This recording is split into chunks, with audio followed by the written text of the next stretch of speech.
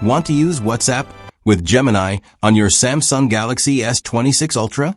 Let me show you how to enable WhatsApp. First, open the Gemini app on your Samsung device. On the main screen, tap your profile picture in the top right corner. This will open your account menu. Tap Connected Apps.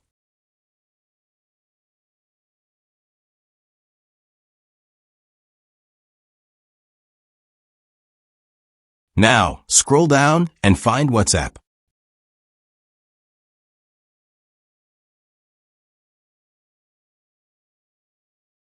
You'll see a switch next to it.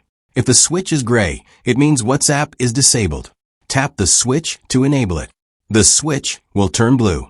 This means WhatsApp is now enabled. There is no connect or link screen here. You can turn it on or off instantly using the switch. Once enabled, you can use Gemini to interact with your WhatsApp more easily. If the switch is already blue, tap it again to disable. The switch will turn gray, and Gemini will no longer access your WhatsApp.